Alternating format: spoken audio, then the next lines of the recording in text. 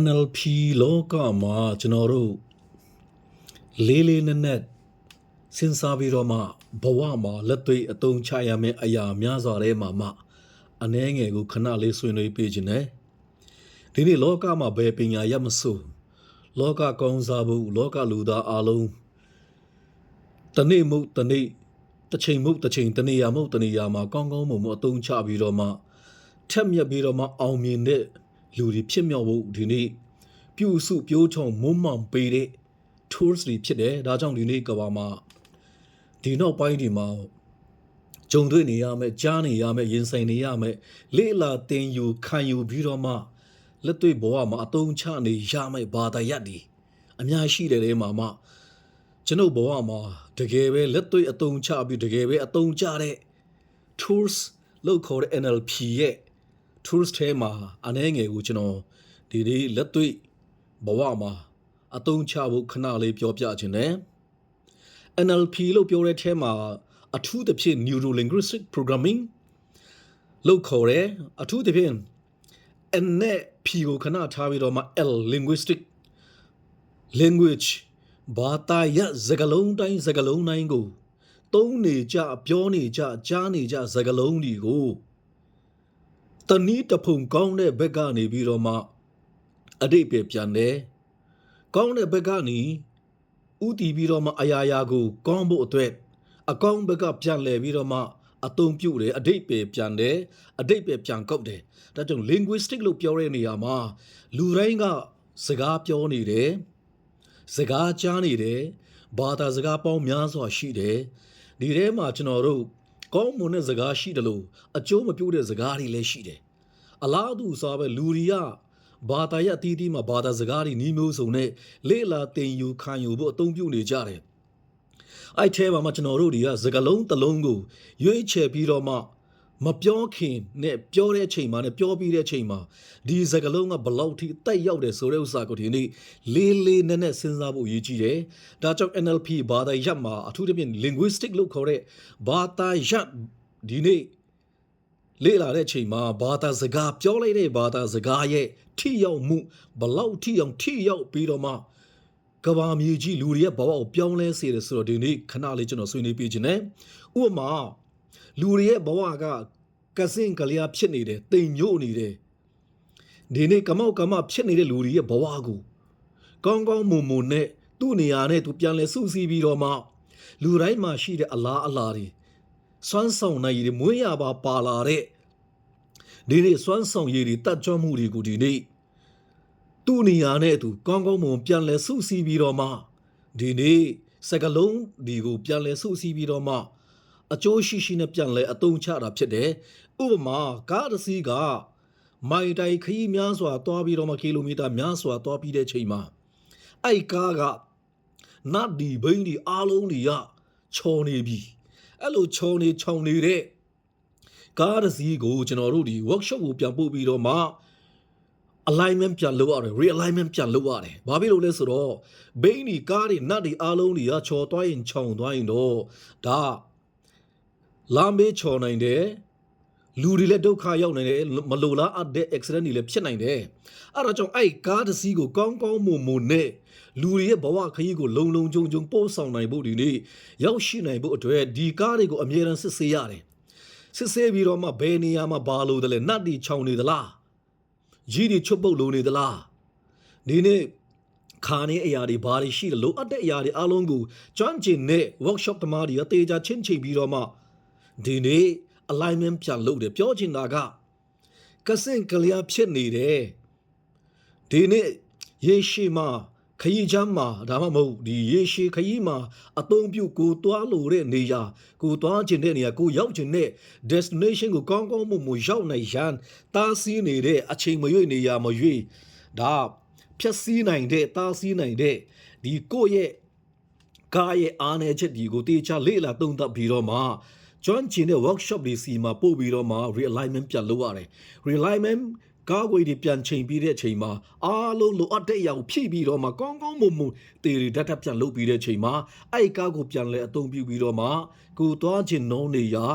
လိုချင်နောနေရလိုအပ်တဲ့အချိန်မှာအချိန်နဲ့တပြေးညီ အရောက်သွားနိုင်ဖို့ဒီနေ့ပြန်လဲမောင်းနေနေတာဖြစ်ပါတယ်အလားတူလူတွေရဲ့ဘဝမှာ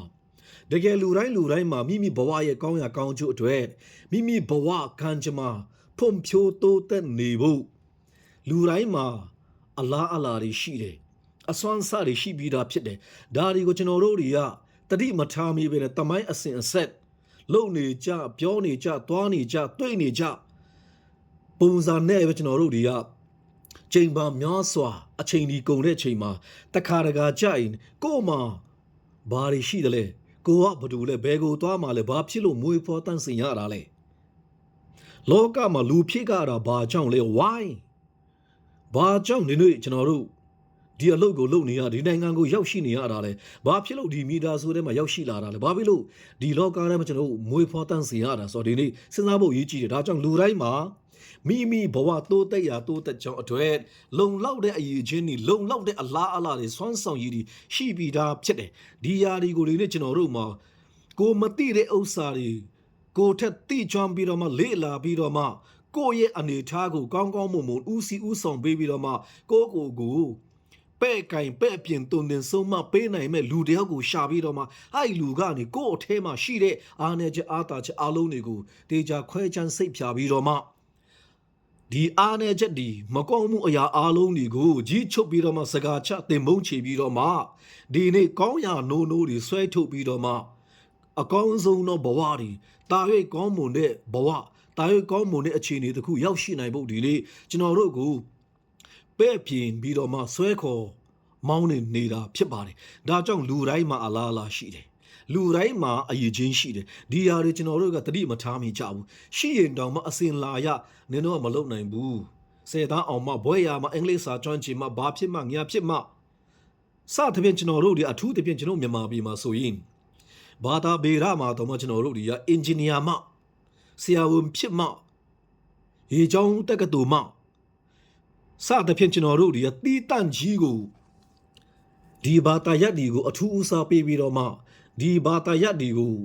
ုမလိုက်လျှောက်နိုင်တဲ့လူတွေဒီဘာသာရပ်မစိတ်ဝင်စားတဲ့လူတွေကျွန်တော်တို့လူလို့တော့မထင်ကြဘူးဒါကြောင့်သိပ္ပံနဲ့ဝိဇ္ဇာဘာသာရပ်တော့ကျွန်တော်ခွဲနေကြသေးတယ်ပြောချင်တော့ဘွဲရတာချင်းတူ BA နဲ့ BSc တော့ကျွန်တော်တို့ BSc ကပုံမြင့်တဲ့ BA ကပုံနေတဲ့စသဖြင့်ကျွန်တော်တို့ဒီအစင်အလာအယတမိုင်းတလျှောက်လုံးမှာကျွန်တော်တို့ဒီကကောင်းကောင်းမွန်မွန်တကယ်ပဲလေ့လာသုံးသပ်ပြီးတော့မှသူ့တေသနာတွေကောင်းကောင်းမွန်မွန်လုပ်ပြီးတော့မှအပြေရှာတာမဟုတ်ဘဲနဲ့ရေဘူးရဆန်ဆန်ကျွန်တော်တို့ကြားနေကြမြင်နေကြလုံနေကြကြားဘူးနာဝဒီအရာတွေနဲ့ကျွန်တော်တို့တောက်လျှောက်အသက်ရှင်လာတဲ့အချိန်မှာကျွန်တော်တို့ဘဝမှာလိုချင်တဲ့ပန်းတိုင်တွေလိုချင်တဲ့ရလတ်လေးတွေမိမိမှာအရေးချင်းရှိရဲ့သားနဲ့မိမိမှာအလားအလာတွေရှိရဲ့သားနဲ့ကျွန်တော်တို့ကိုပတ်ဝန်းကျင်မှာတောက်လျှောက်ကြားနေမြင်နေရတဲ့ပေါင်းတင်ဆက်ဆံနေရတဲ့လူလူကနေပြီးတော့မှကျွန်တော်တို့တွေကိုဒီနေ့ပုံစံခွက်ထဲမှာခောက်ရိုးချိုးပြီးတော့ဖြစ်တဲ့ပုံစံခွက်ထဲမှာဒီ comfort zone ထဲမှာတက်တောင့်တက်တာနဲ့ပဲစူးစမ်းစရာလည်းမလိုဘူးတချို့တလေတွေဆိုဘလောက်ဆိုးလဲဆိုဆူတောင်းကြမယ်အချိန်တိုင်းတော့ဖရားအလုပ်လုပ်ပါလိမ့်မယ်အများကြီးစူးစမ်းစရာမလိုဘူးလူတွေရဲ့ဘဝအတွက်ကံကြမ္မာတွေဖရားတွေအကောင်းဆုံးပြင်ဆင်ပေးလိမ့်မယ်စူတောင်းလိုက်စက္ကန့်လိုက်အချိန်တိုင်းဖြစ်လာလိမ့်တိတ်ပြီးတော့စူးစမ်းစရာမလိုဘူးပြမလုပ်စရာမလိုဘူးဒါဒီဘဝကငါတို့မှာရှေးအတိတ်ကကံတရားကြောင့်ရှေးရည်စက်ကြောင့်ဒီဘဝရောက်လာတာငါတို့ဘာမှမလုပ်နိုင်ဘူးဘာမှမ control နိုင်ဘူး out of control ဖြစ်တယ်ငါတို့ဘလောက်ပဲစူးစမ်းဘာပဲလုပ်နေ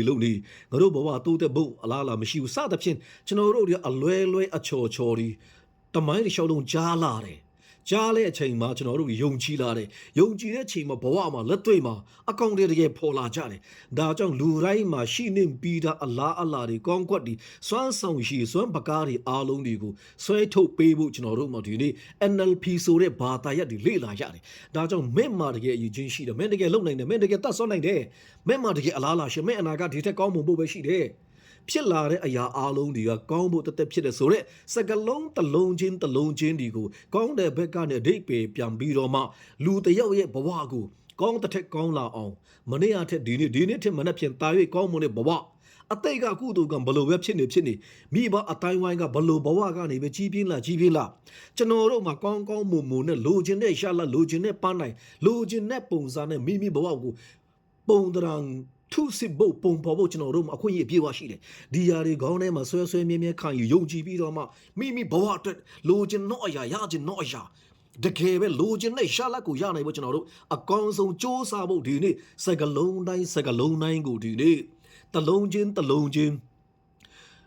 တေချာဝေဖန်သုံးသပ်လေ့လာခွဲခြမ်းစိတ်ဖြာပြီးတော့မှဒီနေ့ဒီစကလုံးဒီတကိုးပါဝါလှုပ်ဆောင်နိုင်စွမ်းဒီကိုအကျိုးရှိအသုံးချမယ်ဆိုရင်ကျွန်တော်တို့ဘဝမှာတကယ်ပဲတိုးတက်မှုပြောင်းလဲမှုအကြီးကြီးကျွန်တော်တို့ခံစားရမှာဖြစ်တယ်။ဒါကြောင့် linguistic လို့ခေါ်တဲ့ linguist ဘာသာစကားကကျွန်တော်တို့ဘဝကိုအများကြီးပြောင်းလဲနိုင်တယ်။တချို့တွေကမင်းအသုံးမကျဘူးမင်းမအလားလာမရှိဘူး။မင်းကတကယ်ကိုအစင်မပြေတာဟာပုံစံကိုကအသွာလာကိုမင်းရဲ့ပုံစံကိုမင်းရဲ့သဘောတဘာဝကိုဘလို့မှအစင်မပြေဘူးတဲ့။စသဖြင့်ကျွန်တော်တို့တွေကစကလုံးနဲ့လူတွေကိုထိုးနှက်နေတယ်စကလုံးနဲ့လူတွေကိုဒီနေ့တပ်ဖြတ်နေတယ်စကလုံးနဲ့လူတွေရဲ့ဘဝကိုကျွန်တော်ထိုးစစ်ဆင်နေကြတယ်အဲ့လိုဖြစ်တဲ့အချိန်မှာကြားဖာများလာတဲ့အချိန်မှာကျွန်တော်တို့ဘဝမှာအသွေးအသားအယိုးထဲမှာဆဲလာပြီးတော့ဟုတ်တယ်ကျွန်တော်ကကျမကအစင်မပြေဘူးအသုံးမကျဘူးငါတကယ်ကိုအသုံးမကျတာငါတော့ကန်ဆိုတာငါပဲရှိတယ်ငါတော့အသုံးမကျတာငါပဲရှိတယ်လူဖြစ်ကတာဘလောက်ထိအောင်ဟာကန်ဆိုးတယ်လေကွာဘလောက်ကြောင့်ငါကန်နှင့်လိုက်တယ်လေကွာတွားလေရာမှာကန်ဆိုးပြီးတော့မှမိုးတွေလိုက်ရွာနေဗျာလှုပ်ဆောင်လေရတဲ့ဘာတကူမှအစင်မပြေလာဘူးဘာတကူမှဆောက်ချိုးမပြူဗျာစသဖြင့်ကျွန်တော်တို့တွေကမိဘဝကိုဘောင်ခပ်ပြီးတော့မှ limiting belief အကောင့်တက်ဘောင်ထဲမှာပဲပိတ်ထောင်ပြီးတော့မှငါမလုပ်နိုင်ဘူးငါမှအရင်နီးမရှိဘူးငါမှအသွေးကြုံမရှိဘူးငါမှလုံလောက်တဲ့အသွေးကြုံနေမရှိဘူးစသဖြင့်နီးမျိုးစုံနဲ့မိဘဝတိုးတက်ဖို့ပြောင်းလဲဖို့အနာဂတ်ကိုတာဝေကောင်းမှုနဲ့အနေထားထိရောက်နိုင်ဖို့စ조사ခွင့်ရှိတယ်ပြုတ်ပြင်ဖန်တီးပိုင်ခွင့်ရှိတယ်ထုစစ်ပိုင်ခွင့်ရှိတယ်ပြင်ငါ့ကိုကူညီနိုင်မဲ့လူတွေအများရှိတယ်ငါမှမရှိသေးတဲ့အရာငါပတ်ဝန်းကျင်မှာငါအတိုင်းဝိုင်းမှာငါရဲ့ဘဝငါရဲ့အိမ်မက်ဒီပုံရိပ်ဒီကိုအကောင့်ထဲဖော်နိုင်ဖို့ငါမှကူညီနိုင်တဲ့လူတွေအများကြီးတကယ်ရှိတယ်လောကမှာလုံလောက်တဲ့အရင်အမြင့်ဒီပတ်ဝန်းကျင်မှာလုံလောက်တဲ့အရေးမြစ်တကယ်ရှိတယ်ဆိုတော့ဒီနေ့ခေါင်းထဲမှာဆွဲမြဲခံယူယုံကြည်ပြီးတော့မှစကလုံးတိုင်းကိုဒီနေ့ကျွန်တော်တို့ကောင်းမှုဆိုအတုံးချပြီးတော့မှအတုံးတဲ့မယ်ဆိုရင်တော့မိဘဝမှာလိုချင်တဲ့ဘဝတကယ်ပိုင်ဆိုင်မယ်ဆိုတော့ဒီနေ့ကျွန်တော်အသေးချာပြောရဲပါတယ်ဒါကြောင့်ဒီနေ့ engine ဒီစက်ပစ္စည်းဒီနတ်ဒီချောင်သွားတဲ့ချိန်မှာကြီးဒီကတ်တဲ့ချိန်ကြီးဒီပြန်ချွတ်ကြတယ် workshop မှာပြန်ပို့ရတယ်စချင်းနဲ့ပြောတဲ့အတိုင်းပဲဒါကြောင့်ဒီနေ့ဆိုင်ကယ်ဖြစ်ကားဖြစ်ဘဲရင်မဲဖြစ်အားလုံးဒီကအသက်ဆက်အများနဲ့မဖြစ်နိုင်ဘူးဒီနေ့အချိန်ကြာတာနဲ့အမြစက်ပစ္စည်းတွေကယိုယွင်းလာတယ်ပျက်စီးလာတယ်ရောက်နေလာတယ်ကြီးတွေချွတ်ရမယ်ကြီးတွေပြန်ကတ်လာဒါကြောင့်ဒီနေ့မလိုအပ်တဲ့အရာအားလုံးတွေကိုဒီရင်တစ်ခုကိုလိုရာခရီးရောက်နိုင်မှုတားဆီးနိုင်တဲ့အရာအားလုံးတွေကိုဒီနေ့ကျွန်တော်တို့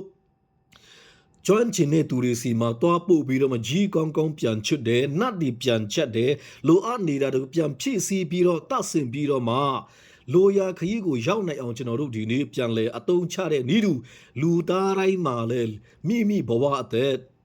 ဒီနေ့အသက်ကြီးတဲ့ငယ်တဲ့ကြားမှမရှိဘဲနဲ့ဘယ်နိုင်ငံဘယ်ရောက်ဘယ်နိုင်ငံသားပဲဖြစ်ဘလို့လူမျိုးဘလို့ဘာသာကိုးကွယ်တာပဲဖြစ်လူတိုင်းမှာစัจ java လာကြီးကဒီနေ့လူတိုင်းကိုအခွင့်အရေးကိုအပြည့်အဝပေးပြီးသားဖြစ်ပါတယ်။ဒါတူအခွင့်အရေးပေးပြီးသားဖြစ်တယ်။ဒါကြောင့်ဘာဖြစ်လို့ဒီနေ့ကဘာမှာဆင်းရဲတဲ့သူနဲ့ချမ်းသာတဲ့သူအောင်မြင်တော့သူနဲ့မအောင်မြင်တော့သူဒီနေ့နှမျိုးနှစားကွဲပြားနေရတယ်လဲဆိုတော့မိရဲ့ဘဝမှာအတိုင်းဝိုင်းမှာကြားဘူးနာဝကြားနေကြပြောနေကြစကားလုံးလေးတွေကိုတလုံးချင်းအဓိပ္ပာယ်ပြန်ကောက်ပြီးတော့မှလူတိုင်းမှာအလားလာရှိတယ်လူတိုင်းမှာအရေးကြီးရှိတယ်လူတိုင်းမှာမိဘဝမိကံကြမ္မာမိတမိုင်းအတွက်အကောင်းဆုံးဒီနေ့လှုပ်ဆောင်သွားဖို့ပုံသွင်းပြီးတော့မှဒီနေ့လူချင်းနဲ့ရလာတွေကိုတကယ်ပဲရရှိခံစားပိုင်ဆိုင်နိုင်ဖို့အခွင့်အရေးအပြည့်အဝရှိတယ်ဆိုတာဒီနေ့အပြည့်အဝယုံကြည်စေခြင်းနဲ့ဒါကြောင့်တက်တာဖြစ်နေတဲ့လူတိုင်းလုံနေကြပြောနေကြအခြေအနေတစ်ခုမှာဒီ comfort zone ဆိုတဲ့တက်တာအခြေအနေမှာပေးစားစရာလည်းမလိုဘူးစ조사စရာလည်းမလိုဘူးလေ့လာတင်ယူစရာလည်းမလိုဘူးတွန်းနဲ့သူဖြစ်လာမှာပါဒါငါကံတရားပဲဆိုတဲ့အရာနဲ့ဒီနေ့ကိုတထစ်ချယုံကြည်ပြီးတော့မှပုံစံခွက်ထဲမှာမထည့်ပဲနဲ့ယုံကန်ရမှာပဲစ조사ရမှာပဲလိုအပ်တယ်လို့ဒီနေ့ဖွံ့ဖြိုးတိုးတက်နေတဲ့ခေတ်ကာလကြီးမှာကျွန်တော်တို့မှာတိုးတက်ပြောင်းလဲဖို့မိဘဝအနာဂတ်အတွက်ကျွန်တော်တို့မှာလေ့လာစရာတွေတင်ယူစရာတွေ ခံယူစရာတွေစင်ကျင်စရာတွေတွေးစရာတွေအများစွာထဲမှာမှကျွန်တော်တို့အားလုံးဒီကိုတေချာကျွန်တော်စမြုပ်ပြန်ပြီးတော့မှကောင်းကောင်းမွန်မွန်ချင်းချင်းချစ်ချင်းစဉ်းစားပြီးတော့မှတွေးစရာတွေကောင်းကောင်းတွေးမယ်လက်တွေ့လှုပ်ဆောင်တတ်တာလှုပ်သွားမယ်တင်ယူပြီးတော့မှခံယူတဲ့အရာတွေတင်ယူမယ်ခံယူမယ်လက်တွေ့အသုံးချမယ်လေ့လာတင်ယူခံယူတဲ့အရာဟူသည်များကိုဒီနေ့ဘဝမှာအသုံးချပြီးတော့မှအသုံးချတော့သူဖြစ်နိုင်ဖို့ဒီနေ့လူတိုင်းမှာအလားအလာရှိပါတယ်ဒါကြောင့်စကလုံးတစ်လုံးကိုပြောတဲ့အချိန်မှာလူတွေကကိုယ့်ကိုပြောတဲ့အချိန်မှာလေဒီနေ့စကလုံးတိုင်းမှာတကိုးပါဝါရှိတယ်စကလုံးတိုင်းမှာ energy တွေရှိတယ်စကလုံးတိုင်းမှာအဓိပ္ပာယ်တွေအများရှိတယ်ဒီအဓိပ္ပာယ်တွေကိုကောင်းတဲ့ဘက်ကကိုယ့်အနေကိုအပေါင်းလက္ခဏာဆောင်တဲ့ positive vibe အနေနဲ့ခံယူပြီးတော့မှလက်ခံပြီးတော့ယုံကြည်ပြီးတော့မှမိမိရဲ့ဘဝကိုအကောင်းတကအကောင်းဆုံး version ဖြစ်နိုင်ဖို့မိမိဘဝမှာဒီနေ့လိုချင်တော့ပန်းနိုင်လိုချင်တော့ရနိုင်ဖို့မိမိဆွေမျိုးသားချင်းအတိုင်းအဝိုင်းမှာဘောစင်ဘောင်စက်ကလေးကမိမိတမိုင်းမှာမရဘူးတဲ့မကြုံဘူးတဲ့မခံစားဘူးတဲ့မရရှိဘူးတဲ့ဒီနေ့ပေါင်းတော်ဖူရီရရှိနိုင်ဖို့ဒီနေ့ကို့မှာအရေးချင်းတကယ်ရှိတယ်ကို့မှာတကယ်အလားလာရှိတယ်ကို့မှာလိုလာနာဒီနေ့ဆန္ဒရှိမယ်ဆိုရင်တော့ကျွန်တော်တို့ willingly ရှိမယ်ဆိုတကယ်လိုလာလိုချင်တဲ့ဆန္ဒအပြည့်အဝရှိမယ်တောက်လောင်နေတဲ့ဆန္ဒ passionately တကယ်ရင်ထဲမှာအသေးထဲမှာကို့ဘောကိုပြောင်းလဲခြင်းနဲ့ဆန္ဒရှိမယ်ဆိုရင်ပြောင်းလဲဖို့အခွင့်အရေးအားလုံးကရှိပြီးသားဖြစ်တယ်ပြောင်းလဲနိုင်မှအရေးချင်းတွေပြောင်းလဲနိုင်မှအကူအညီအထောက်အပံ့တွေပတ်ဝန်းကျင်မှာကိုယ့်အထဲမှာရောအပြည့်မှာရောများစွာရှိတယ်ဆိုတော့ဒီနေ့ကျွန်တော်အားလုံးကိုနှိုးဆော်ပါရစေအားကြောင့်ကျွန်တော်တို့ဒီနေ့လောကမှာလူတွေများစွာတွေကစူးတောင်းကြတယ်အလုပ်ကြိုးစားကြတယ်နိုင်ငံခြားသွားတဲ့ပြည်တွင်းမှာပြည်ပမှာအလုပ်မျိုးစုံလုပ်ပြီးတော့မှကျွန်တော်တို့တွေကအချိန်များစွာကုန်တယ်တင်တန်းနေလဲတက်တယ်အဲ့လိုနဲ့ပဲကျွန်တော်တို့တွေကတခါတခါကြိုင်ဘာကြောင့်တင်တန်းတက်တာလဲဘာကြောင့်အလုပ်လုပ်ရတာလဲဘာကြောင့်လူဖြစ်ကြတာလဲဘာကြောင့်ပြည်ပသွားနေရတာလဲဘာကြောင့်ဒီနေ့လှုပ်ဆောင်နေရတဲ့အရာလှုပ်ဆောင်နေရတာလဲကိုတကယ်ဘဝမှာဘာဖြစ်ချင်တာလဲမိတ်ဆွေတကယ်ဘာဖြစ်ချင်တာလဲဘာတကယ်ရချင်တာလဲမိမိဘောကောင်းကောင်းပြန်မေးစေချင်တော့ why ဘာကြောင့်ဒီအလုပ်လုပ်ရတာလဲဘာကြောင့်ဖယားကြောင့်ကန်သွားရတာလဲဘာကြောင့်ဘာတိုင်းလိုက်စားနေရတာလဲဘာကြောင့်တင်တန်းတက်ကြတာလဲဘာကြောင့်ဒီနေ့အလုပ်လုပ်ရတာလဲဘာကြောင့်လောကမှာလူဖြစ်မွေးဖွားတန့်စင်ရတာလဲဒီနေ့ကိုမေကုန်းပြန်မေးပါအမြဲတမ်းအဖြစ်ပြတ်တိုင်းမှာမိုးပဲရွာနေပဲပူကောင်းခြင်းပဲကြုံဆိုးခြင်းပဲကြုံဘာပဲကြုံဘယ်နေရာပဲရောက်ဘဒူနဲ့ပဲနေဘာအကြောင်းပဲဖြစ်အမြဲတမ်း why ဘာကြောင့်လဲဘာကြောင့်ဖြစ်တာလဲဘာဖြစ်လို့အဲ့လိုဖြစ်တာလဲဘာဖြစ်လို့ဒီຢာကဖြစ်နေတာလဲဆိုတော့အမြဲတမ်းမေးကိုမေးပါလူတော်များတွေရဲ့ဘဝမှာအဓိကပြဿနာကဘာလဲဆိုတော့မိမိကိုတကယ်ဘာဖြစ်ချင်တာလဲတကယ်ဘဝမှာဘာကိုဖြစ်ချင်တာလဲဘာကိုရချင်တာလဲလိုလာနိခါရင်ထဲမှာအသေးထဲမှာဘာဖြစ်ချင်တာလဲဘယ်အတိုင်းဓာတ်ဖြစ်ချင်တာလဲဘယ်နှစ်လောက်မှဖြစ်ချင်တာလဲတန်းကြတဲ့ဖြစ်ချင်တယ်ဘလောက်အမောင့်ပမာဏဖြစ်ချင်တာလဲဒီနေ့တိကျတေချာတဲ့အရာတွေနေပန်းနိုင်ဒီ goal ဒီ value ဒီကျွန်တော်တို့မှာစီမံကိန်းဒီစီမံချက်ဒီ vision ဒီ mission ဒီ goal ဒီ value ဒီ purpose ဒီနေ့ကျွန်တော်တို့မှာဂနာကောင်းမွန်စီစနစ်ချနဲ့ကျွန်တော်တို့မရှိတဲ့အချိန်မှာဒီနေ့ဘဝကစမ်းတဝါနဲ့အချိန်သာကုန်သွားတယ်ပတ်စံတာအများကြီးကုန်သွားတယ်တင်နန်းတကာတွေလိုက်တက်နေတယ်အချိန်သာကုန်သွားတယ်ဘာမှဖတ်တင်မလာဘူးဘာကြောင့်လဲဒီနေ့ဒီချိန်ဒီအသက်ဒီရွယ်ဒီနေရာထိရောက်ရှိခြင်းကဘာကြောင့်လဲလက်ရှိမိပဂရိအခြေအနေမိဘတကယ်ကြည်နပ်သလားတကယ်အားရသလားအချိန်ကုန်တယ်လို့ငွေကုန်ကြေးကြကုန်တယ်လို့လေ့လာတင်ယူတယ်လို့တကယ်ရလာကောင်းတကယ်ရလားလက်ရှိရရှိပိုင်ဆိုင်ထားတဲ့ဘဝတကယ်ကြည်နပ်သလားပိုင်ဆိုင်ထားတဲ့ဘဝတွေကိုမွမ်းမံတည်ဆောက်နိုင်ဖို့မိရဲ့တန်ဖိုးကိုမိရဲ့ values ကိုကောင်းမွန်ပြန်လဲသုံးသပ်ဖို့ရည်ကြီးတယ်ကိုကတကယ်ဘာဖြစ်ချင်တာလဲဘလို့ပုံစံဖြစ်ချင်တာလဲ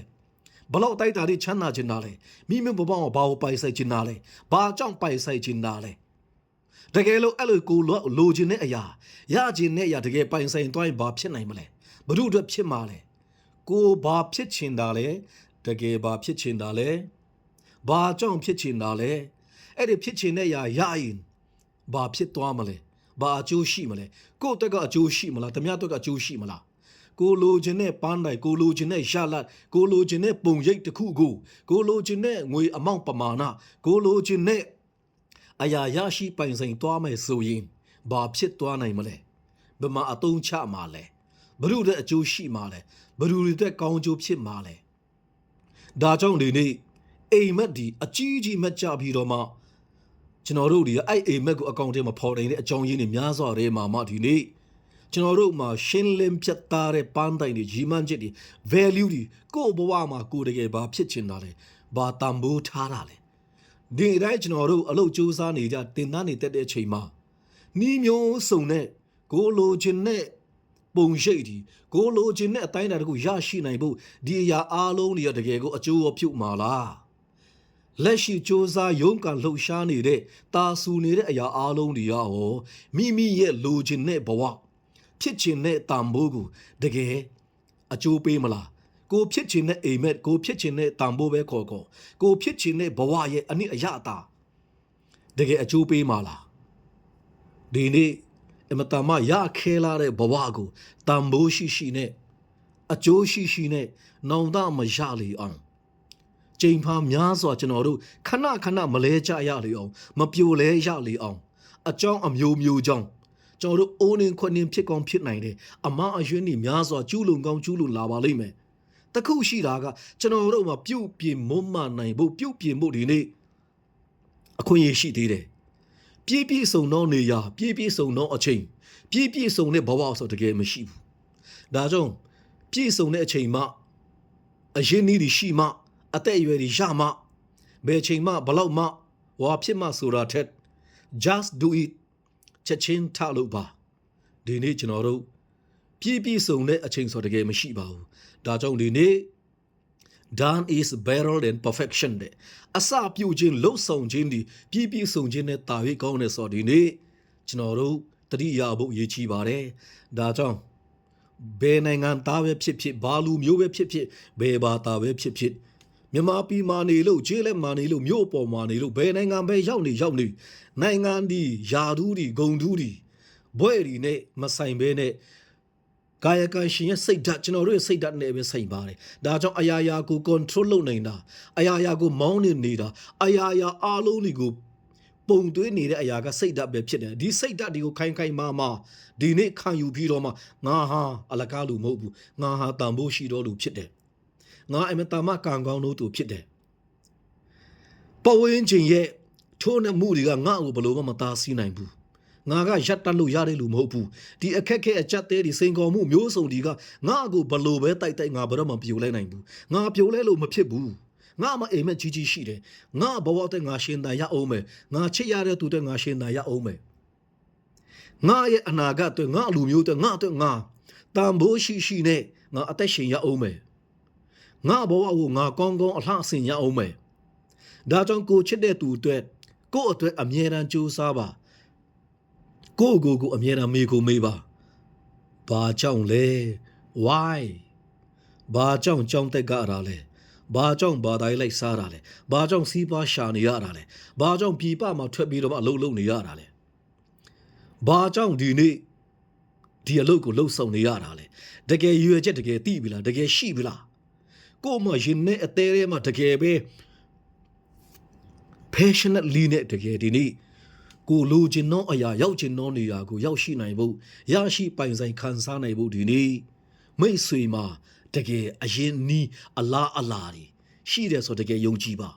စကလုံးတိုင်းမှာတကူဒီပါဝါတွေရှိတယ်စကလုံးတိုင်းမှာအတိတ်ပေတွေများရှိတယ်ကျွန်တော်တို့နားမလည်နိုင်လောက်လေးနဲ့စမ်းကြဲတဲ့အတိတ်ပေတွေများစွာရှိတယ်ဒါကြောင့်စကလုံးတစ်လုံးကိုလက်လွတ်စပယ်လွယ်နဲ့မပြောလိုက်ပါနဲ့ပတ်ဝန်းကျင်ကကိုယ့်ကိုဘလို့ပဲထိုးနဲ့ဘလို့ပဲမကောင်းပဲပြောနေကိုယ်တိုင်ကလက်မခံပါနဲ့အခွင့်မပေးပါနဲ့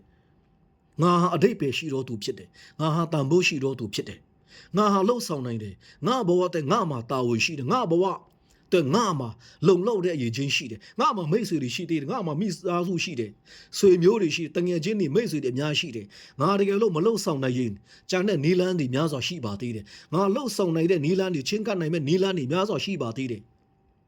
ဆိုတဲ့အရာကိုဆွဲမြဲခံယူပါလက်တွေ့လှုပ်ဆောင်ကြည့်ပါ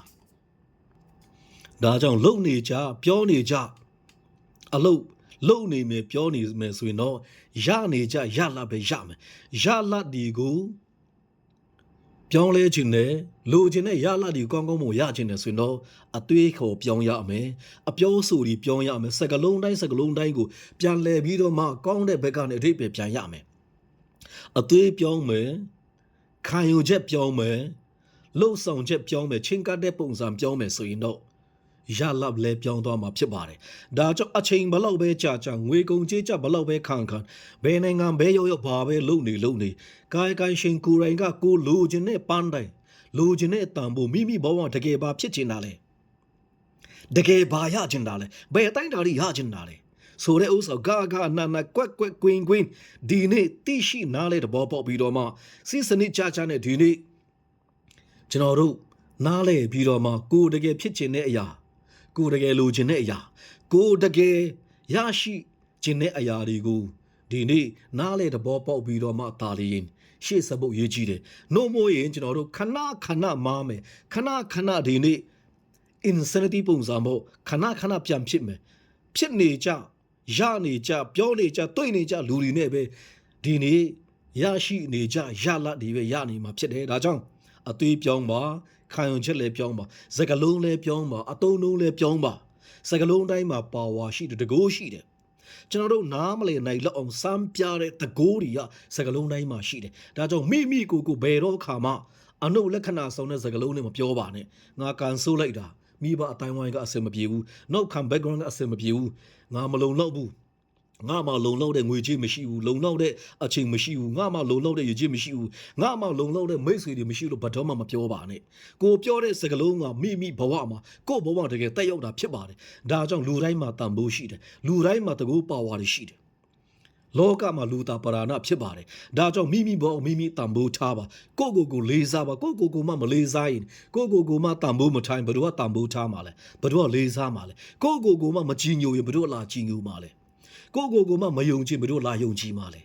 ကိုမှဒီနေ့တန်ဖိုးမထိုင်ဘယ်တော့လာတန်ဖိုးထားမှာလဲမိရဲ့အိမ်မက်ဒီမိရဲ့ဘဝရဲ့ပုံရဲ့ image တွေမိရဲ့ branded ကိုအကောင့်အကောင့်ဆုံး version ဖြစ်နေတီဆောက်နိုင်ဖို့ဒီနေ့ရရှိနိုင်တဲ့အလားအခွင့်အရေးအားလုံးတွေကိုယ့်အထဲမှာတကယ်ရှိတယ်ကိုတကယ်မသိရင်သိတဲ့လူကိုမေးပါ mental ထားပါ coach ထားပါ consultant ထားပါ counselor ထားပါလူတိုင်းမှာဒီနေ့20ရာစုရဲ့အလိုမှာ AI ခေတ်မှာလူတိုင်းကတိုးတက်ခြင်းနဲ့ပြောင်းလဲခြင်းနဲ့ရလာကောင်းနေရခြင်းနဲ့လူတိုင်းကတင်နန်းတဲ့လူတိုင်းကဒီနေ့အိမ်မက်တွေရှိကြတယ်တို့အဲ့အိမ်မက်တွေကိုကောင်းမအချိန်နဲ့တပြေးကြီးဘယ်နှစ်မှာ3လမှာ6လမှာတစ်နှစ်မှာ3နှစ်မှာစသဖြင့်ရေရှည်စီမံကိန်းဒီစီမံချက်ဒီကောင်းမစမတ်ချနဲ့ဂိုးဒီပန်းလိုက်ဒီမချမထားဘူးဆိုတော့ကျွန်တော်တို့ဒီနေ့သမုဒ္ဒရာထဲမှာပင်လယ်ပြင်မှာဥတီယာမဲ့နေတဲ့လေကိုထော်နေတဲ့ပုံစံမျိုးဖြစ်မှာပါဒါကြောင့်ဒီနေ့မိမစွမ်းဆောင်နိုင်တဲ့အရာတွေကိုစွမ်းဆောင်နိုင်တဲ့လူတွေကဘာမှအများရှိတယ်ဒီလူတွေကို invite လုပ်ပါဖိတ်ခေါ်ပါအကူအညီတောင်းပါအကြံဉာဏ်တောင်းပါအတွေ့အကြုံတွေကနေတင်ယူပါအမားဆိုတကယ်မရှိဘူး feedback ပဲဖြစ်ပါအမားကနေတင်ယူပါဘယ်အမားတခုမှမလုပ်ဖူးတဲ့လူဆိုတော့ဒီနေ့ကဘာပေါ်မှာဘယ်အရာမှမစွန့်စားဘူးတော့သူမကြိုးစားဘူးတော့သူဖြစ်တယ်အမားကနေတင်ယူပါခဏမာဖို့ခဏလဲကြဘူးမဟုတ်ပါဘူးတို့တော့အမားကနေတင်ယူပါဘလို့ပုံစံနဲ့ပဲလဲကြမနခါပဲလဲကြဘယ်နေရာမှာပဲလဲကြဘယ်တော့မှစိတ်တမချပါနဲ့ပြန်ထပါမိကိုထောက်ပံ့ပေးနိုင်မယ်ကူညီမဆပေးနိုင်မယ်အထောက်မဖြစ်မဲ့အတိုင်းဝိုင်းမှာနေပါလူတွေကိုရွေးပေါင်းပါဒီနေ့ကို့ဘဝမှာတကယ်တိုးတက်ခြင်းနဲ့တကယ်အောင်မြင်ခြင်းနဲ့ဆိုရင်တော့ဒီနေ့နီလန်ကောင်းတွေပေးနိုင်တဲ့ကူညီပေးနိုင်မဲ့ coach တွေထားပါ mentor တွေထားပါ consultant တွေထားပါဆရာနဲ့ပဲအတီးမှာဆရာသမားတွေရှိပါဂုရုတွေရှိပါတယ်ကြမ်းကျင်ပြီးတော့မှတကယ်ကိုဘဝမှာကဘာနဲ့အဝါမြန်မာနဲ့အဝါမှာတိုးတက်ပြောင်းလဲနေကြွမ်းကျင်နေတဲ့ expert တွေရှိပါတယ်ဒီလူတွေကိုထိုက်တန်တဲ့လောက်ဒီနေ့အကူအညီတောင်းပြီးတော့မှဒီနေ့သူတို့စီမှာအကူအညီရယူပါအကြံဉာဏ်တွေရယူပါတကယ်လိုချင်တဲ့ဘဝတကယ်ကိုလိုချင်တဲ့တန်ဖိုးကိုတကယ်ရရှိမှာဖြစ်ပါတယ်ဒါကြောင့်လူတိုင်းမှာရည်ချင်းရှိတယ်လူတိုင်းမှာအလားလာရှိတယ်လူတိုင်းမှာအခွင့်အရေးရှိတယ်လူတိုင်းမှာ24နာရီရတယ်ဖရားတကာတွေကဘာသာရေးအားလုံးတွေကဒီစัจ java လာကလူတိုင်းကိုဒီနေ့ဓာတ်တို့အခွင့်အရေးပေးပြီးတာဖြစ်ပါတယ်ဘဝကမတရားဘူးငါဘဝကတကယ်မတရားဘူးတဲ့ ဖြစ်ကောင်းဖြစ်မှာပါတို့တော့ကောင်းကောင်းမွန်မွန်ပြန်လဲစမြုပ်ပြန်ပြီးတော့လေလာသုံးတော့ဝေဖန်ပြီးတော့မှအဖြေရှာပြီးတော့မှသုံးသပ်မယ်ဆိုရင်တော့လောကကြီးတကယ်တရားပါတယ်ကျွန်တော်တို့ဒီကတမိုင်းအစဉ်အဆက်ကျွန်တော်တို့ဒီကဂျင်းမိလာကြတယ်တောက်လျှောက်ဘာသာရေးဂျင်းမိလာတယ်နိုင်ငံရေးဂျင်းမိလာကြတယ်စီးပွားရေးမှာဂျင်းမိလာကြတယ်နေပေအတီးတီးမှာတမိုင်းတလျှောက်လုံးကျွန်တော်တို့ဒီကဂျင်းမိလာကြတယ်အတိမပြုတ်ခြင်းမခံဘူးတံပိုးထားခြင်းမခံဘူးကိုယ့်ခံစားချက်တွေကိုဖြစ်ခြင်းနဲ့ဘဝတွေကိုဖြစ်ခြင်းနဲ့ပုံရိပ်တွေတံပိုးထားမှုတွေကိုဒီနေ့ပြောပြပိုင်ခွင့်မရှိဘူးပြောပြမဲ့နေရာလည်းမရှိဘူးကိုပြောခြင်းနဲ့စကားတွေလည်းနားထောင်ပေးမဲ့လူမရှိဘူးနေရာတွေ platform တွေမရှိနိုင်ဘူးဒီနေ့20ရာစုအလုံးမှာ AI ခေတ်မှာနေရာတကာမှာ online ပေါ်မှာအပြင်မှာအခွင့်အရေးမျိုးစုံရှိနေပြီ line ပေါ်မှာဒါကြောင့်ဒီနေ့တကယ်တိုးတက်ခြင်းလားတကယ်အောင်မြင်ခြင်းလားတကယ်ပြောင်းလဲခြင်းလားတကယ်ဘာဖြစ်ခြင်းတာလဲအရင်သိပါပြီးရင်ဘာကြောင့်ဒီအရာကိုဖြစ်ခြင်းတာလဲဘယ်နှစ်လောက်မှဖြစ်ခြင်းတာလဲရေတိုစီမံကိန်းထားပါရေရှည်စီမံကိန်းထားပါကိုယ့်ရဲ့အောင်မြင်မှုသေးသေးလေးတွေကိုအမြဲတမ်းအတိမတ်ပြုပါ celebrate လုပ်ပါကိုယ့်ကိုကူညီပေးနိုင်မဲ့ပတ်ဝန်းကျင်မှာအများရှိတယ်ပြဿနာတော်တော်များများအားလုံးဒီအဖြေကအဲ့ပြဿနာတွေမှာတကယ်ရှိပါတယ်ပြဿနာတွေမှာတကယ်အဖြေရှိတယ်အဲ့အဖြေတွေကလည်းအထဲမှာပဲရှိတယ်အရာရာကအထဲမှာ inside out ဖြစ်မှာဒီနေ့ inside out မဖြစ်ရင်ရေရှည်မှာကျွန်တော်တို့အဆင်မပြေပါဘူးဒါကြောင့်ဒီနေ့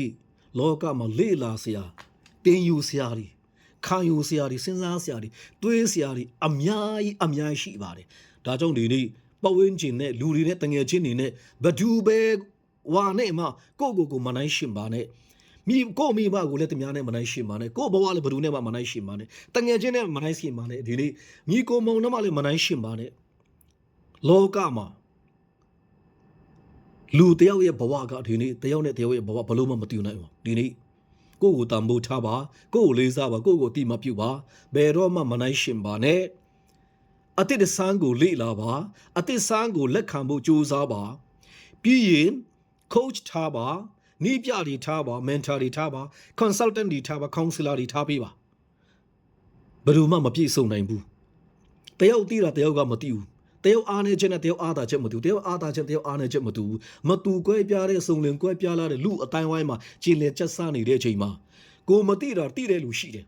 ကိုတပြက်တနာအကြီးကြီးဖြစ်နေပဲတချို့တလေတော့ဒါတေးသေးမှဖြစ်နိုင်တယ်ဒါကြောင့်အချင်းချင်းမျှဝေပါခံစားပါနီးနောဖလဲဆွေးနွေးတိုင်ပင်ပြီးတော့မှကောင်းရနိုးနိုးဆွဲထုတ်ကြရအောင်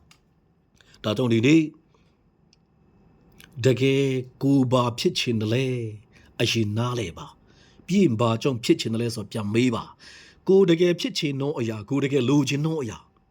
ကိုတကယ်လုပ်ချင်သောအရာကိုတကယ်ဖြစ်ချင်တဲ့အိမ်မက်တကယ်ကိုတန်ဖိုးထားတဲ့အရာလူတယောက်နဲ့တယောက်ရဲ့တန်ဖိုးထားခြင်းမတူဘူးလူတယောက်နဲ့တယောက်ရဲ့ဘဝတူတာအမြင်တွေခံယူချက်တွေမတူဘူးတိုးတက်ကြီးပွားလာတဲ့ကျွန်တော်တို့ဒီဖြတ်သားလိုက်တဲ့ဘဝအတွေ့အကြုံချင်းလည်းမတူဘူးကြီးပြင်းလာတဲ့ဘဝအမိသားစုအတိုင်းဝိုင်းဘာသာရေးတယောက်နဲ့တယောက်မှမတူတာမို့လို့ဘဒူးနဲ့မှနိုင်ရှင်စရာမလိုဘူးလူတိုင်းမှာတန်ဖိုးရှိပြီးသားလူတိုင်းမှာအလားအလာရှိပြီးသားဖြစ်တယ်လူတိုင်းမှာမိဘဝတဲ့မိကံကြမ္မာအတွက်လူတိုင်းမှာတာဝန်ရှိဝတ္တရားလည်းရှိတယ်ဒီနေ့လက်ရှိအနေထားမှာလက်ရှိအခြေအနေမှာခြေနဲ့ရောင်ရဲတင်းသိပြီးတော့မှ comfort zone မှာအေးရအေးချောင်းနေမလားဒါမှမဟုတ် comfort zone ကိုကြော်လာပြီးတော့မှ risk zone ပဲခေါ်ဒီနေ့ growth zone ပဲကိုတိုးတက်ပြောင်းလဲခြင်းနဲ့အနေထားတစ်ခုရောက်နိုင်ဖို့ဒီနေ့အစပြုမှာလားကိုယ့်ကိုကူငင်နိုင်တို့ဒီပတ်ဝန်းကျင်မှာအများရှိပါတယ်မိတ်ဆွေရဲ့အခက်အခဲပြဿနာတွေအချက်သေးအားလုံးတွေကိုမိတ်ဆွေရဲ့ရှေ့မှာလှုပ်ဆောင်ပြီးတော့အောင်မြင်ပြီးသားတဲ့လူတွေအများရှိတယ်ဒီနေ့ invite လုပ်ထားပါဒါကြောင့်ဘဒူနဲ့မှမနိုင်ရှင်ပါနဲ့မိကိုလေးစားပါတန်ဖိုးထားပါယုံကြည်ပါအတိအဆန်းကိုလေ့လာပါလေ့လာမှုဘယ်တော့မှမနာပါနဲ့ဒီနေ့ကျွန်တော်တို့လူငယ်ပဲဖြစ်ဖြစ်လူကြီးပဲဖြစ်ဘယ်သူပဲဝါပဲဖြစ်လူတိုင်းမှာလူချင်းနဲ့အရာရှိတယ်လူတိုင်းမှာဖြစ်ခြင်းနဲ့အရာရှိတယ်လူတိုင်းမှာတန်ဖိုးထားခြင်းမတူဘူးတန်ဖိုးထားတဲ့အရာချင်းမတူဒါကြောင့်ကိုတန်ဖိုးထားတော့အရာကိုတကယ်ဖြစ်ချင်သောအရာကိုငါဘာကြောင့်ဖြစ်ချင်တာလဲငါဘာဖြစ်လို့ဒီအရာကိုလိုချင်တာလဲဆိုတာမေကွန်းကိုဝိုင်းနဲ့အမြဲတမ်းမေးပြီးတော့မှအမြဲတမ်းဘဝအစပြုပါဘယ်တော့ခါမှကိုအရေးကြီးမရှိဘူးတန်ဖိုးမရှိဘူးကံမကောင်းဘူးအစင်မပြေဘူးလို့အမြဲတမ်းအနုလက္ခဏာဆုံးတဲ့စကားလုံးတွေနဲ့ဘယ်တော့မှမိကိုမထိုးနဲ့ပါနဲ့တကဘာလုံးကပတ်ဝန်းကျင်ကတမျိုးလုံးတစ်ဆွေလုံးကဘထူတွေကဘလို့ပဲပြောဘာကြောင့်ပဲပြောဘယ်ချိန်ပဲပြောဘယ်တော့မှလက်မခံပါနဲ့မိဘဝအတွက်မိသာ အဓိကမှန်နိုင်ဖြစ်ပါတယ်ဒီနေ့ကိုဖြစ်ချင်တဲ့အရာချရေးပါတကူချင်းကြီးချရေးပါအနည်းဆုံး3ခုလောက်ချရေးပါအဓိကနဲ့တာမငါခွဲခြားပါတကယ် necessary နဲ့ unnecessary တကယ်မရှိမဖြစ်နဲ့ရှိဖြစ်လို့ဆိုတာတေချာပြီးတော့မှအရေးကြီးနဲ့အရေးပေါ်တယ်အဓိကနဲ့တာမငါတွေ do and don't တွေလှုပ်တဲ့မလှုပ်တဲ့တွေအကောင်းအဆိုးအကျိုးကြောင့်တေချာဝေဖန်ပိုင်းခြားစစ်ပြီးတော့မှအမြဲတမ်းအိတ်ခါနေကြအမြဲတမ်းစဉ်းစားပါမနေ့ note ထားတဲ့အချိန်မှာလေဒီနေ့ငါအတွက်အကောင်းဆုံးတော့နေ့ဖြစ်တယ်ဒီနေ့ငါအောင်မြင်တော့နေ့ဖြစ်တယ်ငါအတွက်အကောင်းဆုံးတော့နေ့တည်ဖြစ်တယ်ငါမှာအလားလာရှိငါလုံနိုင်တယ်ငါမှာအရေးချင်းရှိတယ်ငါကံကောင်းတယ်ငါမင်္ဂလာရှိတော့သူဖြစ်တယ်ငါတကယ်လုံနိုင်တယ်ဆိုတာအမြဲတမ်း positive sun တဲ့ positive vibe ဒီကိုအမြဲတမ်းပတ်စပ်မှာပြောပါစကလုံးတိုင်းမှာတန်ဖိုးရှိတယ်စကလုံးတိုင်းမှာတကူပါဝါရှိတယ်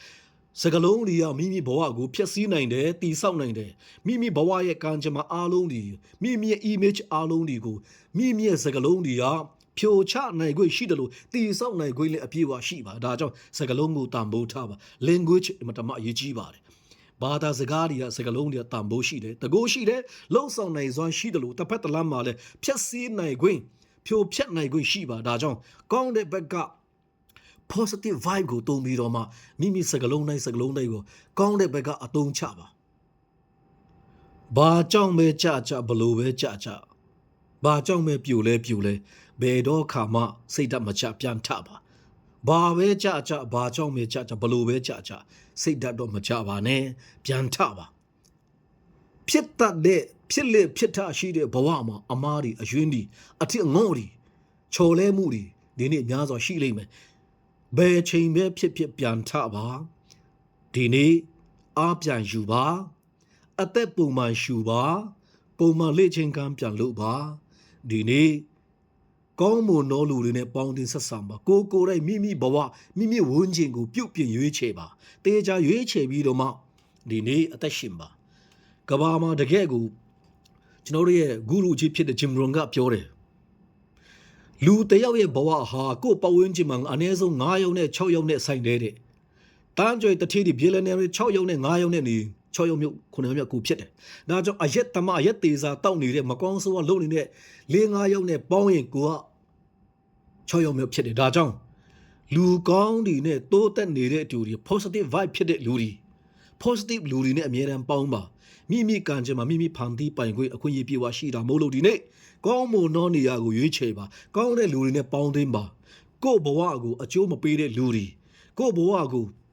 အကျိုးမဖြစ်ထွန်းစေမဲ့အတိုင်းဝမ်းမှာအဝန်းဝိုင်းမှာမနေပါနဲ့လောကမှာလူနှမျိုးနှစားပဲရှိတယ်တင်ပေးလို့ရတာနဲ့မရတာဆွဲခေါ်လို့ရတာနဲ့မရတာနှမျိုးနှစားပဲရှိတော်တာမတော်တာဒီဘေးချိတ်ထားပါဆွဲခေါ်လို့ရသလားမရဘူးလားတုံတင်ပေးလို့ရလားမရဘူးလားဆိုတဲ့နှမျိုးနှစားပဲရှိပါတယ်ဒါကြောင့်ဒီနေ့ကျွန်တော်ခေါင်းထဲမှာ NLP ဆိုတဲ့ Neuro Linguistic Programming ထဲမှာမှအထူးသဖြင့်မတာမကျေပြတ်တဲ့လေးနဲ့တဲ့နှက်ဆိုင်တဲ့ဘာသာရပ်ဖြစ်နေပေမဲ့ကျွန်တော်မတာမတန်မိုးထားတဲ့ language ဆိုတဲ့စကားလုံးတစ်လုံးတိုင်းမှာကစင်ကလျာဖြစ်နေတဲ့ဘဝတိမ်ညုံနေတဲ့မိအထဲမှာရှိနေပြီးသားအလားလာအားလုံးတွေကိုစမ်းဆောင်ရည်ဒီကိုပြန်လဲနိုးထစေပြီးတော့မှပြန်လဲတူးဆပြီးတော့မှပြန်လဲဆွဲထုတ်ပြီးတော့မှကြီးတွေကိုပြန်ချွတ်မယ်မလိုတာတွေကိုဘေးဖယ်မယ်ဒီနေ့တင်ပုံးချီမယ်ဒီနေ့ဘဝမှာအိမ်မက်ဆိုးနဲ့လာမိုင်းကြီးအပေါင်းများစွာဖြတ်တန်းရောက်ပြီးမဲ့တာ၍ကောင်းမှုနဲ့အခြေအနေတာ၍ကောင်းမှုနဲ့အနေထားတွေများစွာရှိပါသေးတယ်တရဝါတစ်ခုကန်တစ်ခုအကောင်းတကအကောင်းဆုံးကန်တရားတွေဖန်တီးနိုင်ဖို့ထုစစ်နိုင်ဖို့ပုံဖော်နိုင်ဖို့လူတိုင်းမှာအလားလာရှိတယ်လူတိုင်းမှာတာဝန်ရှိပါတယ်စကလုံးတိုင်းကိုတန်ဖိုးထားပါလေးနက်ချင်းတတိကြီးကပြီးတော့မှမိကိုမိ self talk ကောင်းမွန်တဲ့ဘက်ကမိကိုပြန်ပြောပါငါလုံနိုင်တယ်ငါအစဉ်ပြေတယ်အစဉ်ပြေလာမယ်ငါကံကောင်းတော့သူဖြစ်တယ်ငါမင်္ဂလာရှိတော့သူဖြစ်တယ်ဆိုတော့အမြဲတမ်းမိကိုမိအကောင်းဘက်ကပြောပါတကယ်ပါလာလိမ့်မယ်အသွေးအသားအယိုးတွေမှာအားလုံးဒီစကလုံးတွေကကြွက်သားတွေမှာ nerve တွေမှာအားလုံးနေရာယူပြီးတော့မှတကယ်ပဲဘဝမှာမမြင်ဘူးသေးတဲ့အရာမကြုံဘူးသေးတဲ့အရာမခံစားဘူးသေးတဲ့ဒီနေ့မင်္ဂလာအဖျားတွေလူတိုင်းမှာခံစားနိုင်ဖို့ဒီနေ့လောကကြီးကတကယ်ပဲအားလုံးကိုမျက်နှာသာပေးပြီးသားဖြစ်တယ် ကိုအပေါ်မှာမူတည်ပါတယ်မိမိဘဝတိုးတက်ရတိုးတက်ကြောင်းဆိုးရဆိုးရကြောင်းအားလုံးတရားမှာတရားကိုအပေါ်မှာပဲမူတည်ပါတယ်ဆိုတော့ဒီနေ့ပြောကြားခြင်းပါတယ်ဒါကြောင့်မိမိဘဝမလိုလားအပ်တဲ့ရွေးချွတ်ပါ realignment ပြန်လုပ်ပါပြန်ချိန်ပါပြန်သုံးသပ်ပါပြန်ဝေဖန်ပါရေတိုစီမံကိန်းလုပ်ပါရေရှည်စီမံကိန်းလုပ်ပါကိုတကယ်ပါဖြစ်ချင်တာလေဘလို့ဖြစ်ချင်တာလဲဘယ်နှစ်မှာဖြစ်ချင်တာလဲဘာကြောင့်ဖြစ်ချင်တာလဲကိုဖြစ်ချင်တဲ့အရာကိုတန်ဖိုးထားတကယ်ရသွားရင်ဘလို့ခံစားမလဲဘလို့ဖြစ်သွားမလဲဘလို့တဲ့အကျိုးရှိပါလဲအမြဲတမ်းမေးခွန်းပြန်မေးပါဖြစ်ပြနေတဲ့အရာ event တိုင်းကိုအမြဲတမ်းမေးခွန်းပြန်မေးပြီးတော့မှဒီနေ့အကောင်းဆုံးတုံ့ပြန်ပါဒီနေ့အတော်ဆုံးအသက်ဆုံးအငန့်ဆုံးလည်းမရှိပါဘူးလောကမှာလူတိုင်းကမိမိရဲ့ဘဝကံကြမ္မာပုံရိပ်အတွေ့မိမိမှာတာဝန်ရှိပါတယ်ဒါကြောင့်ပိုင်ဆိုင်ထားတဲ့ဘဝကိုတန်ဖိုးထားပြီးတော့မှလေးစားအတိမတ်ပြုပြီးတော့မှပိုင်ဆိုင်ထားတဲ့ဘဝတွေကိုအကောင်းဆုံးမွမ်းမံတည်ဆောက်ကြမယ်ဆိုရင်ဘလောက်ထိဒီကဘာမြေကြီးကဘလောက်ထိတိုင်ရမလဲဒီနေ့စိတ်ဓာတ်မချပါနဲ့နောက်ကျတယ်ဆိုတာမရှိပါဘူးအဲ့လိုပြောလို့အချိန်ဖြုံးမှုပြောချင်တာမဟုတ်ပါဘူးအခုပဲစလုပ်ပါတေးတေးမောမောကနေစလုပ်ပါကြီးမာမာကနေစလုပ်ဖို့ဆိုတာထက်ဝန်လေးမှာဆိုလို့တေးတေးမောမောအစပြုပါအခက်ခဲဆုံးသောအရာတွေဖြစ်နိုင်အရင်လုပ်ကြည့်ပါအဲ့လိုလုပ်ပြီးသွားတဲ့အချိန်မှာတဖြည်းဖြည်းနဲ့အရာတွေကကျွန်တော်တို့ဒီကဇရာထက်တန်လာမယ်လှုပ်ဆောင်သွားလာနိုင်မယ်ဒါကြောင့်ကိုယ့်ဘဝမှာကိုလူချင်းသောအရာတွေကိုကိုတန်ဖိုးထားတဲ့အရာတွေကိုလှုပ်ဆောင်သွားနိုင်ဖို့ရရှိပိုင်ဆိုင်ဖို့ငါတို့မှတကယ်ထိုက်တန်ပါတယ်အလားလာတကယ်ရှိပါတယ်ဒီနေ့အားလုံးအတွက်အကျိုးရှိမယ်လို့ဒီနေ့ကိုယ့်ဘဝမှာဖြတ်တန်းလာခဲ့တဲ့အရာအားလုံးကိုဒီနေ့တစုံတယောက်အတွက်အကျိုးရှိလေမလားလို့ဒီနေ့ခွန်အားပေးခြင်းတာဖြစ်ပါတယ်ဘဝမှာပိုင်ဆိုင်ခြင်းတဲ့အရာတကယ်ပိုင်ဆိုင်မှာပါတကယ်လိုချင်တဲ့အရာတကယ်ရရှိမှာဖြစ်ပါတယ်ကြိုးစားပါဆက်လုပ်ပါရိုးသားပါကြိုးစားပိုင်ခွင့်ရှိတယ်လူတိုင်းမှာကံကြမ္မာတွေဘဝတွေဒီနေ့ကိုယ်တိုင်ပြုတ်ပြင်းမုံမှန်ဖို့ထုစစ်ဖို့ကိုယ့်ပေါ်မှာပဲတာဝန်ရှိပါတယ်ဒီနေ့ reality ကို accept ပါအဖြစ်မှန်ကိုလက်ခံပါမိမိကိုယ်မလိမ်ပါနဲ့မိမိကိုယ်မှမလေးစားရင်တန်ဖိုးမထားရင်ဘယ်တော့လေးစားမှာလဲဘယ်တော့တန်ဖိုးထားမှာလဲဒီနေ့မိဘကိုလည်းပြစ်မသိမ်းပါနဲ့ဘဒုကိုမှလည်းပြစ်မသိမ်းပါနဲ့တကဘာလုံးကိုပိုက်ရမ်းပြီးတော့မှအပြစ်တင်နေမယ်ဆိုရင်ကိုယ်ပဲဒုက္ခရောက်လိမ့်မယ်ကိုယ်ပဲဒုက္ခလှရောက်လိမ့်မယ်ဒုက္ခနိုနဲ့မှနစ်မွနေပါလိမ့်မယ်မိကစကဘာမြေကြီးကိုပြုတ်ပြင်းမုံမှန်တည်ဆောက်ဖို့တာဝန်ရှိတယ်တစ်ချိန်လုံးလူတကာတွေကိုပိုက်ရမ်းပြီးတော့မှအပြစ်တင်ပြီးတော့မှဒီနေ့ထိုးနှက်နေတဲ့လူတွေဘဝကြည့်ပါဘယ်တော့မှတိုးတက်တဲ့ဖွံ့ဖြိုးတယ်အောင်မြင်တဲ့မင်္ဂလာရှိတဲ့ဆိုဒီနေ့မဖြစ်နိုင်ပါဘူးဒါကြောင့်ဒီနေ့ဖြစ်ပြနေတဲ့အရာအလုံးကျွန်တော်တို့ control လုပ်နိုင်တာရှိတယ် control မလုပ်နိုင်တာရှိ control လုပ်နိုင်တဲ့အစားဒီနေ့ကိုလက်လှမ်းမီတဲ့အရာပဲအရင်စူးစမ်းလုပ်ဆောင်ပါဒီနေ့ control မလုပ်နိုင်တဲ့အရာတွေကိုကိုကူညီဆောင်မနိုင်မယ်အကြံဉာဏ်ပေးနိုင်မယ် coach ပြန်ပြောမယ် coach ဒီထားပါငားပါ counselor တွေငားပါ mentor တွေထားပါ consultant တွေဒီနေ့ consultant တွေကိုငားပါဘယ်တော့မှနောင်တမရစေရပါဘူးမိမိအတွက်မိမိဘဝအမှာမိမိရဲ့ကောင်းရာကောင်းကျိုးမိမိအနာဂတ်အတွက်အရင်ဆုံးရင်းနှီးမြုပ်နှံပါမိမိကိုအရင်ဆုံးချစ်ပါမိမိကိုအရင်ဆုံးယုံကြည်ပါမိမိကိုအရင်ဆုံးတန်ဖိုးထားပါမိမိကိုအရင်ဆုံးလေးစားပါတကယ် reality အမှန်တရားကိုလက်ခံပါဘယ်တော့မှမနိုင်ရှင်ပါနဲ့ဒီနေ့ဘဒူတယောက်ကိုနဲ့မှမနိုင်ရှင်ပါနဲ့ကိုယုံကြည်ပါလေးစားတန်ဖိုးထားပြီးတော့မှရရှိပိုင်ဆိုင်ထားတဲ့ဘဝကိုအကောင်းဆုံးဒီနေ့ထုစစ်ပုံဖော်ပြီးတော့မှရခဲ့ရတဲ့လူဘဝမှာလိုချင်တဲ့ဘဝကိုရရှိပိုင်ဆိုင်နိုင်ဖို့ဒီနေ့အားလုံးကိုခွန်အားပေးခြင်းပါတယ်ကျေးဇူးအများကြီးတင်ပါတယ်